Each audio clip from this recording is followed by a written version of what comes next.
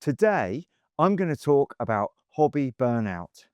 Not the dramatic kind where you completely give up the hobby and sell everything, the quieter kind, where the enthusiasm just drains away and you find yourself not really doing anything.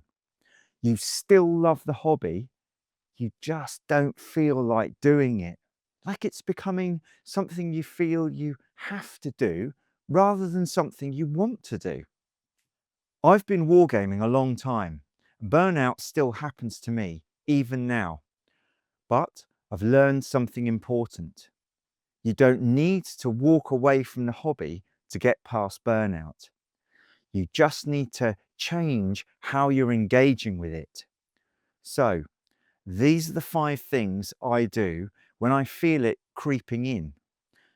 Not theory, not advice from a self-help book, but this is what actually works for me. So, these aren't in any order of priority, so here is number 1. I change what I'm doing in the hobby. The first thing I try to do when I'm burned out is maybe the most obvious. I stop doing the thing that's burning me out. So if I've been painting figures for weeks and I'm sick of it, I stop painting figures. Maybe I switch to building terrain, or I play games with what I've already got, even if it isn't quite enough to play it properly with everything painted. If I've been gaming every week and it's starting to feel a bit repetitive, I stop gaming for a bit and start making something instead. Or maybe I just reorganize my studio or my workbench, because taking the time to reset like this can sometimes be all you need to get going again. Same hobby, different lane. That's one of the reasons why you see such a mix on this channel. It's not random. I find changing what I am focused on is one of the best ways to keep myself motivated. Number 2, the next thing, is change the scale of what I'm doing.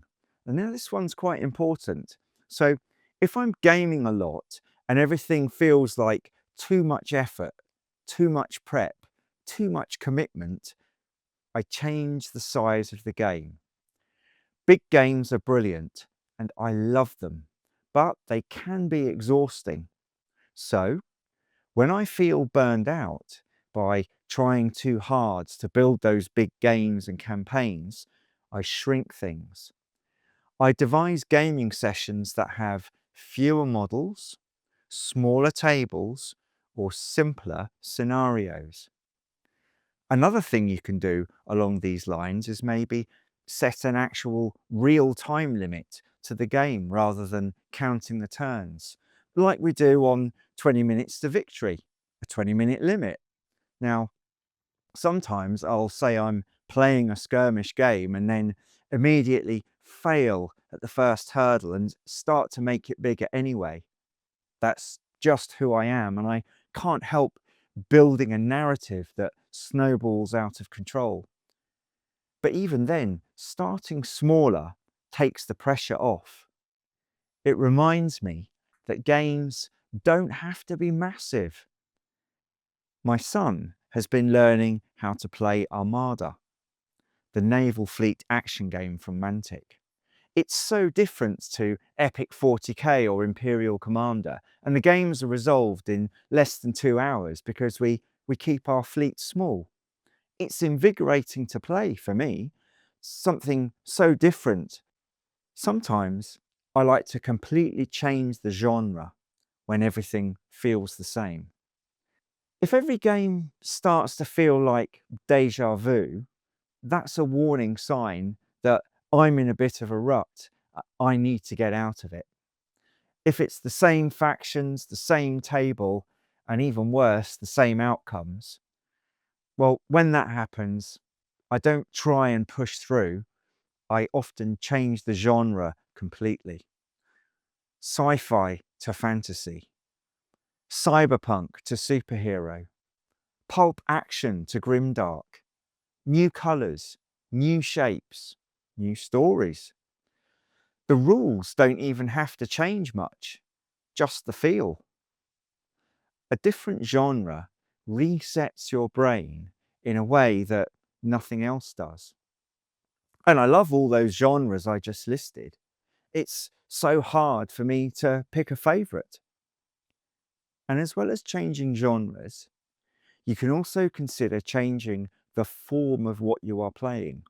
So there are many, many good board games out there now that play a lot like a war game. There's bound to be something that catches your imagination, or maybe even try an RPG for an evening as a complete change. The next thing you can try is turning the intensity down, not off. You might not have been in the hobby long enough to have models and terrain for lots of different genres.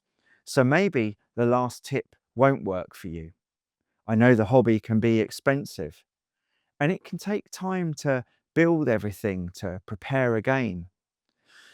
So if changing genres is not an option, when the hobby starts to feel too full on, I try turning the intensity down. I stop chasing big milestones. I stop worrying about finishing things and I stop trying to do everything properly. I just look at it like one model, one piece of terrain, one evening. What can I get done? And sometimes that's enough. You don't owe the hobby productivity. You don't owe it perfection. And you certainly don't owe it a constant output. You're allowed to coast for a bit. Sometimes just taking half a step back is all you need to get yourself back into it. I find sometimes going back to old terrain pieces and restoring or updating them can be just as much fun as the original build. You know, going back to an existing regiment of figures to add a bit more detail can be much easier than starting a new faction from scratch. I do this all the time because sometimes you just need an easier path to getting something done and getting that satisfaction of accomplishment. And this is how you build character into your terrain and your miniatures. By giving yourself time to play with the models, you get the benefit of hindsight, and all those extra details that you come back to build a richer version of what you had before. My superhero and cyberpunk cities are a perfect example. When friends visit and ask how I did the graffiti, I simply give them a building and a paint pen and ask them to tag it. And that's how I get so much variation into this graffiti. And it's rewarding for me to see them all of a sudden get the confidence to do their own graffiti. Last of all, I drag my friends into it. Now, I know at the start I said these weren't in any particular order, but this is a big one. And I know I'm fortunate here. When I'm burned out, I don't sit alone and stew over it. I reach out to my gaming friends. Sometimes that means asking for help, setting up a table, or maybe just putting a played out game away, asking someone else to run the scenario, letting someone else bring their models so I don't have to finish mine, or just saying, I'm a bit stuck, fancy a game anyway. You see, burnout thrives in isolation, but it shrinks fast when other people get involved. A shared game carries you when your own motivation runs low. So never underestimate the power of bringing a like-minded group together to get through that burnout. If you don't have a circle of gamers that you can meet up with, try reaching out on social media. I'm starting to build what I consider to be some great friendships with people I have never met, and the collective effect is so positive. Now, I know these 5 tips might not work for everyone, but these are the things I have discovered that work for me.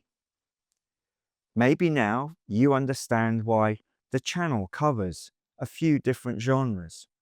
Sure, I'm not as niche as some creators, but if I'm honest, I can't stay on one thing for too long. I love to chop and change. I'm fortunate to have so many ideas, and I have finally learned how to process feedback in such a way that it exponentially increases the creativity of what I am doing. And I'm also very grateful for all the comments that I've received since I started posting on this channel. Finding how so many viewers resonate with what I am saying has acted like a force multiplier for me. So remember, burnout doesn't mean the hobby is over. It usually just means you've been pushing too hard in one direction. Shift sideways, slow down, make it smaller, make it different, get others involved, and keep playing. And with that, I'll see you on the battlefield.